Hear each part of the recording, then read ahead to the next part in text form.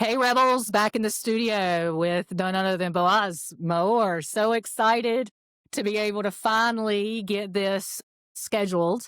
I know that certainly you and I have connected. We stay connected and support each other on LinkedIn. But, in real life, when we all have the many things that come with career, travel, and just the things and obligations for customer and team, things And can get very family. sticky and family, which, why is that something I need to talk about that first? So thank you for mentioning that.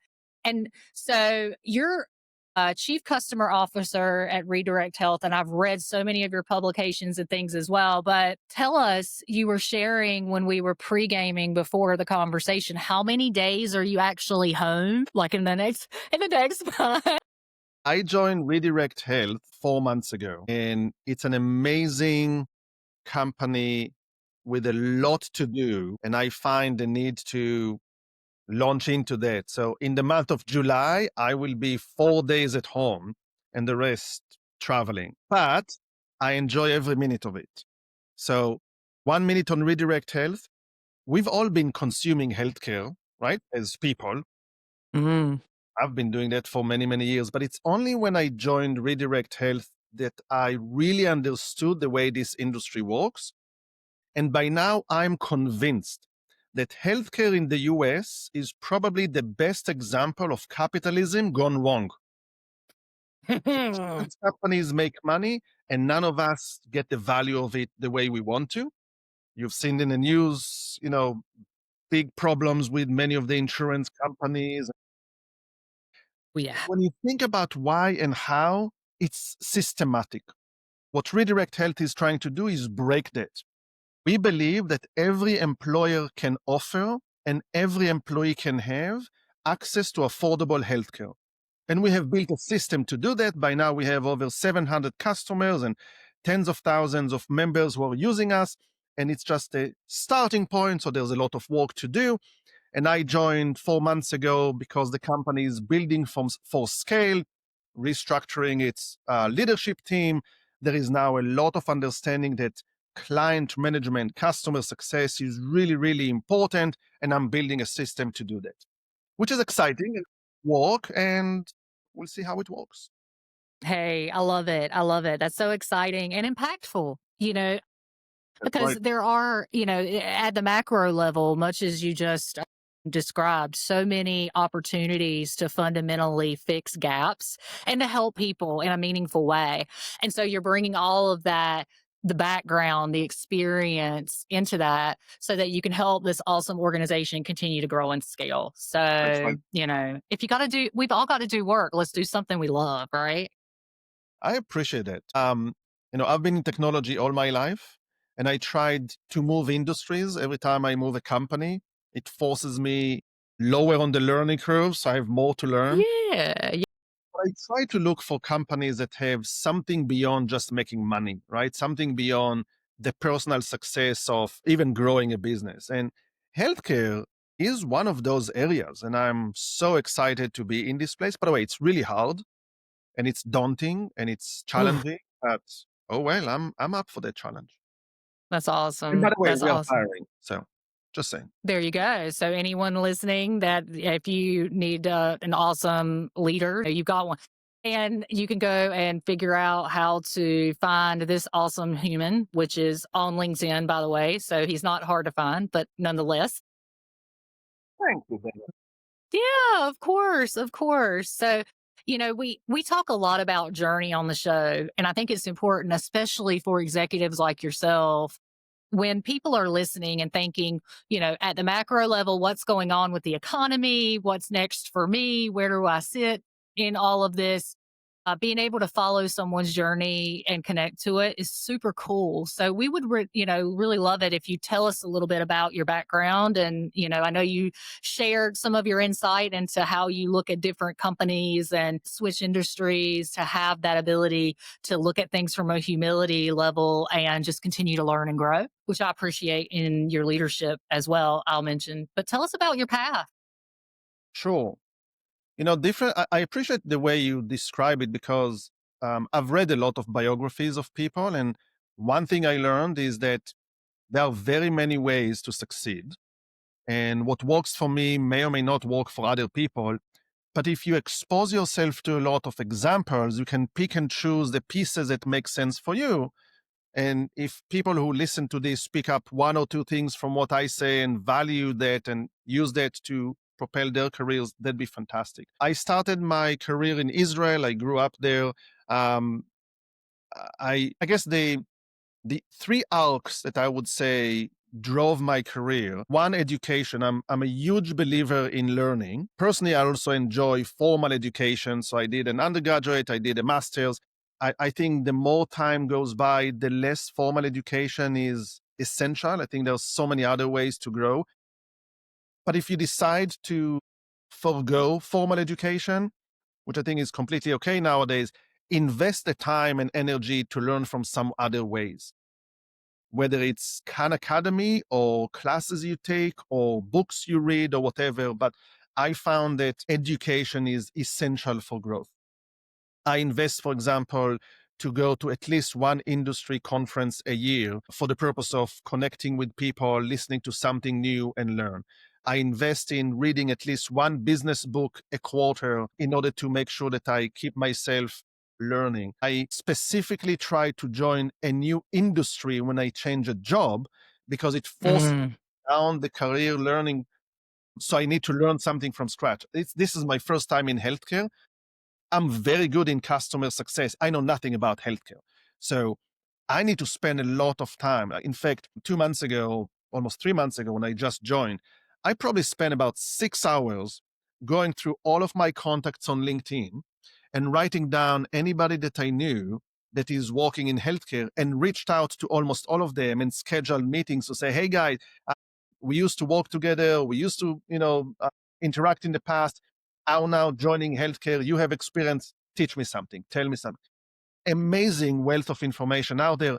Invest in learning is huge. So I would say that's one arc. The second one that I talked before is I like to move. So the way I drove my career is I focus on my profession, which is customer success, and I move different companies in different industries. So I'm not an industry expert, which is another path that many people take and is valid in and on itself.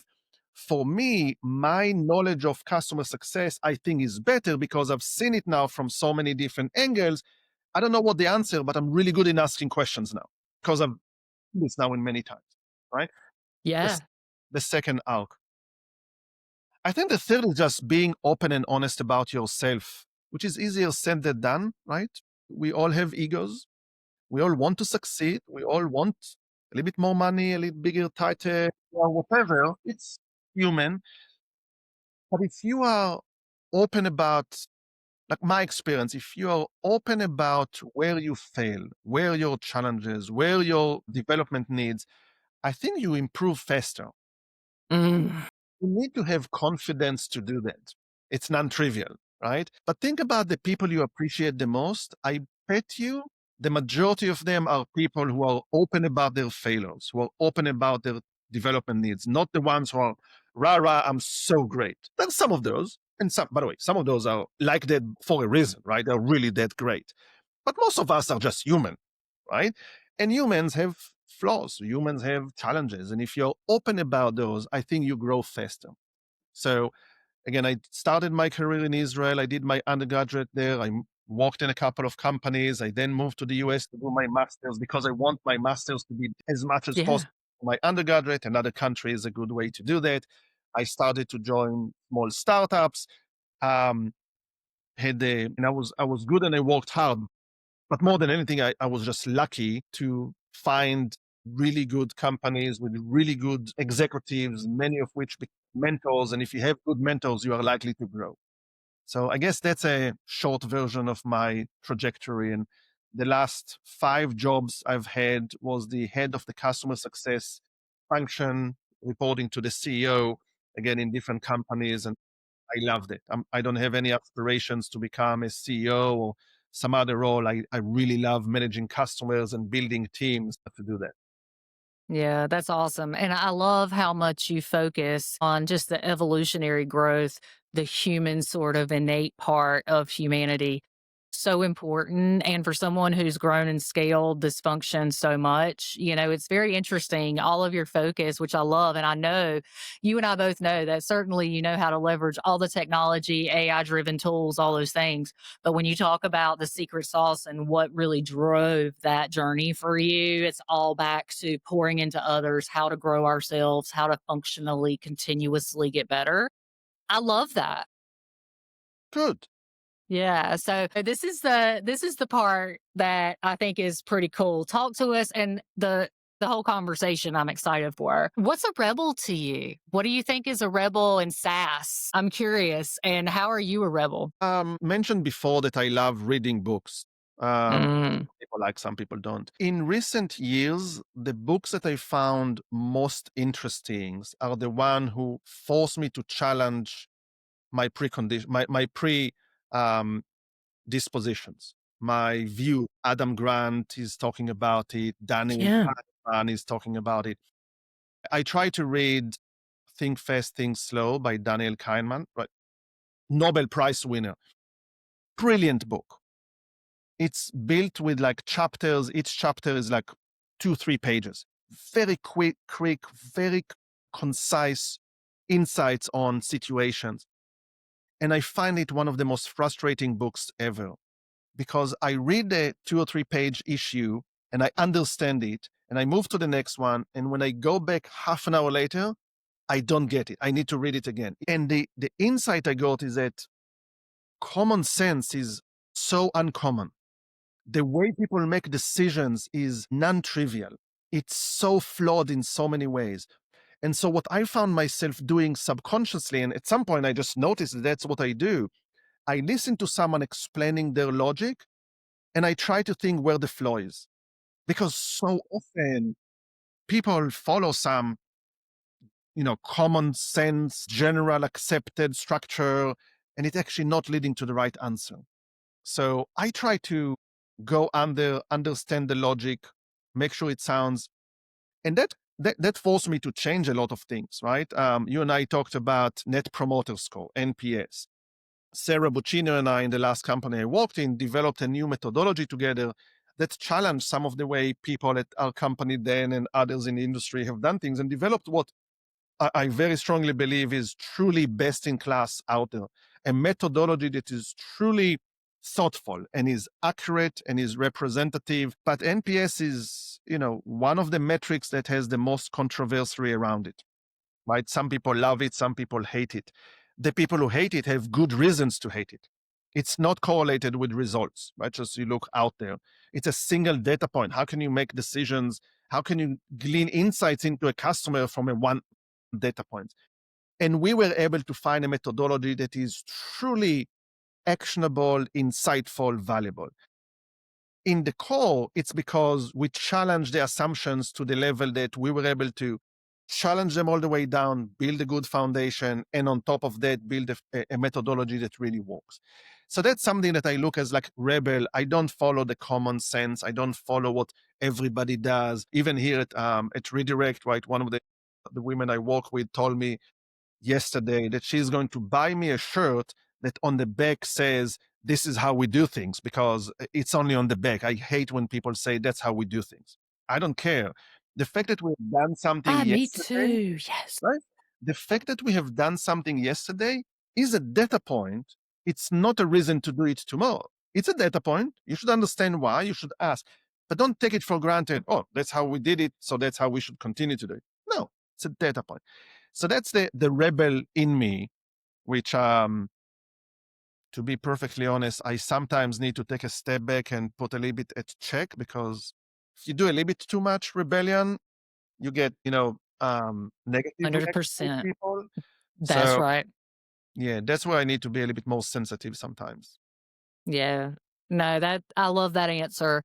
And I think, you articulated it so well. And, it's interesting because literally reading your articles, you know, 3 articles previously, and then, just talking back and forth around getting to know one another and becoming acquainted. I'm going to be honest, before I met you, I had a lot less faith than NPS, right? I've always seen it. I'm 4 or 5 times, well, 5 times now, walked in very similar to yourself, build, grow, and scale people, process, methodology, technology. And post sales success, and then, services and support and more limited senses and other roles. But when it comes to CSAT in general, it's like, hey, what is the NPS important? Harvard Business Review started kind of touting in 2003. We've had evolution since. You mentioned a lot of the limitations that had sort of thought from a communal and thought leadership perspective, but then also, um, the other thing that I've seen, historically is just people do not want to respond. And so being able to get a statistically significant proxy population to be able to have that sort of validity, directional leadership from a thinking standpoint to make and solve for real problems that would impact or improve business has been really difficult in the past. And we've done, there's always the carrot, right? That you can offer. Hey, we'll enter you to win whatever it may be if you'll, respond to the survey. Relationships, if there's a relationship there, people are more willing to go and fill a survey out. But anyway, I'm curious what's works for you from just getting people to engage, because I think it's so very, very important, just fundamentally at the surface when we're talking about NPS. So your top spot on. Response rate is key. So when we developed the methodology, I used to work with SurveyMonkey some years in the past at some other company, and they told me something that stayed with me all of those years. They said their statistics show that every question you add to a questionnaire cuts the response rate in half. Mm. So 2 questions, half the response rate in 1 question. 3 questions, half the response rate in 2 questions. So when Sarah Buccino and I put this structure together, we said, okay, we will ask 1 question because we want the maximum response rate we get. Only after we capture the information, whatever the number of the NPS, then we said, we open up a box to say, do you want to give us more feedback? Any kind of verbiage. And we took that verbiage and quantified the qualitative text based on categories. Is it Hmm. about service level? Is it about bugs? Is it about pricing? Is it about, right? And we were able to quantify because we were able to get between 23 and 24% consistently response rate throughout Wow. everything, which is Yeah, that's what most that's people get. yeah. Well, I'll tell you, that's And, yeah. yeah, and we were able to get about 20% of those people who responded to give us text answers on top of it, which again, we Wow. need to quantify, which was wonderful. How did we get there? Such high response rate? One question. Two, before the very standard NPS question, which we didn't touch because we wanted it to be as, the high ability to benchmark against something else, we created a prequel to explain why do we ask. So we asked, the methodology was to ask the NPS questions 3 times along the life cycle of a customer. Immediately Mm. onboarding, 90 days later, and on their anniversary. So now we explain to people why we asked at that time. Congratulations on going live, blah, blah, blah, blah, blah, blah, blah. Now that you have finished 90 days working with our solution, blah, blah, blah, blah, blah. And the customer knows that, well, if they ask me after 90 days, they're not going to ask me next week. So the customer was more likely to respond because they knew that they're not going to be bombarded with too many other questions. Step number one question. Step number two, create a prequel to explain why we ask.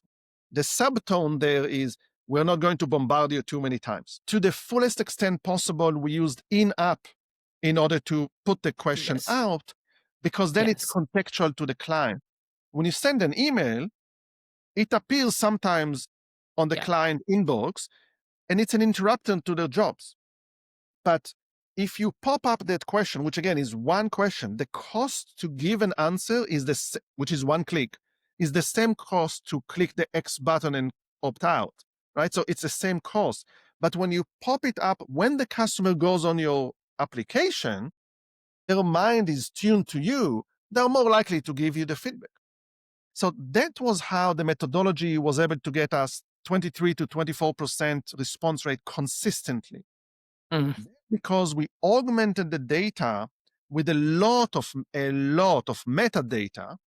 We could pick up that one data point and create an analysis that enable us to understand a lot of information from that one data point. For example, is this the owner or is this the frontline person?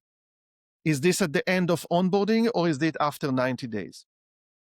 Is it a customer that used our onboarding team or do it themselves?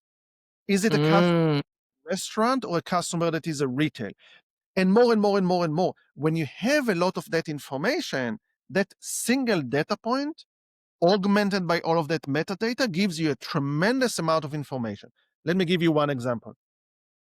We were able to compare all of the NPS at the end of onboarding to all of the NPS 90 days later. And Ah. because we compare the two, we can say, okay, if there's a difference, this is 60 and this is 40, why is it 20 points lower? It has to do with information they get in the first 90 days after going live. Let's figure out what that is. And you can isolate and say, okay, what did they get there? Well, they got the repeat usage of the tool. They started to interact with our support team. They talked to our customer success manager. We can isolate those items and say, okay, let's see what changed. Then after 90 days to every year, nothing changed in the ongoing usage, but the changes are product roadmap, changes to the product, and we can correlate that to results and NPS and go to the product team or go to the implementation team or go to somewhere else and say, hey, look at the difference. We were able to isolate it. This is a problem we need your help to solve. Very valuable. And you're solving, in some instances, I'm sure, shared goals, OKRs, fundamental like goals across departmentally.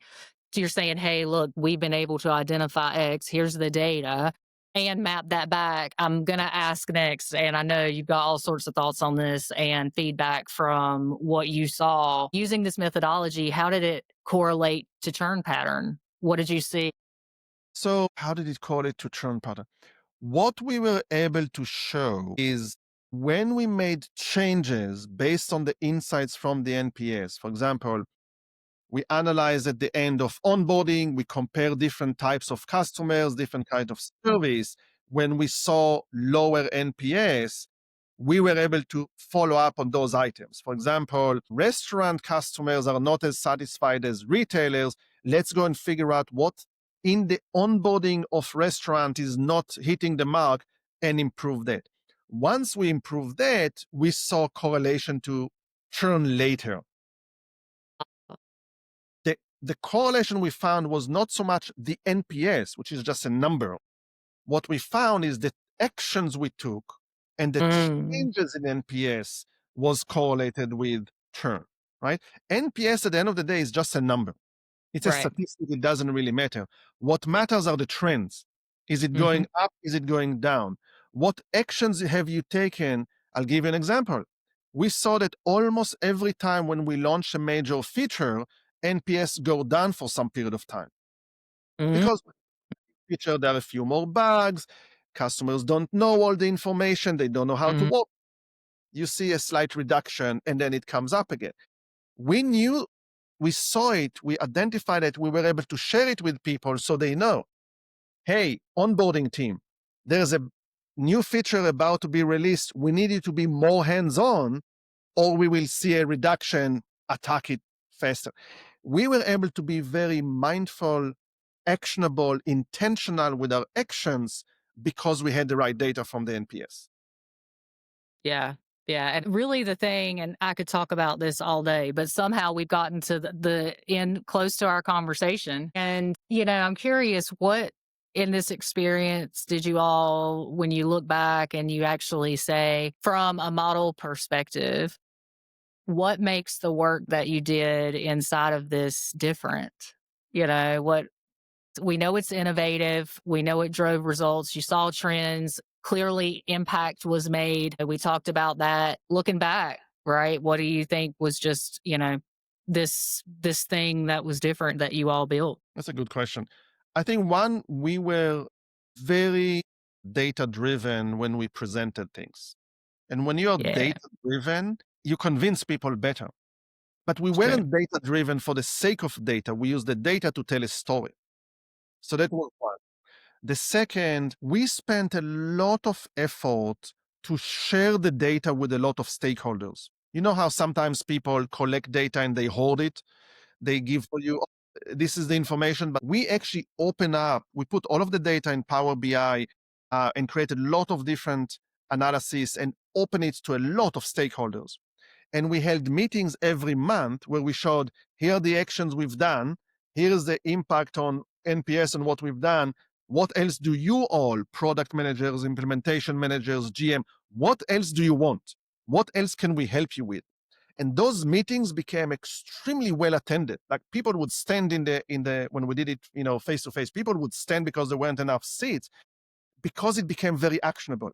And every meeting we started with, last meeting, this and that person, right? Sergey asked for this analysis, we now added in here. And Alok asked for this analysis and we added. And it made people feel that we are working for them and share the information, which makes us stronger because all of the information was there, people were using it, and we were continuously improving. So these were the two kind of lesson learned. Be very, very data driven and share a lot of information with the stakeholders. I love that. Open up the aperture. It doesn't need to be an isolated island. That's how, and like you're sharing, people will be running to get into the room because they see all the action that's actually happening relative to it. Well, that's wonderful. Tell us how we can find more, your publication, all the things. So Sarah and I published 3 articles on Net Promoter Score. One on why we need it, the good, the bad, and the ugly of NPS, the case for NPS, if you may. The second with the actual methodology, how to create a methodology that really gets you very high response rate. And the third is how to turn insights into actions. All of the things we've done to put it together, it's all on the website, the LinkedIn. If you go on my LinkedIn into articles, you can see it. We put a lot of information. It's all available, free, no, don't charge for anything, right? The whole methodology is available for everybody to take and use. That's awesome. So, everyone, if you have questions, curiosities, want to learn more about NPS, how to make it actionable, how to utilize, certainly check out, his LinkedIn, those articles, those resources. And it's been wonderful connecting. Thank you so much for coming on to the show. You're one of my favorite rebels. Thank you so much for the opportunity. Absolutely. Absolutely. Well, until next time, everyone, be well and rebel your sass off. Thank you so very much for joining. Great chatting.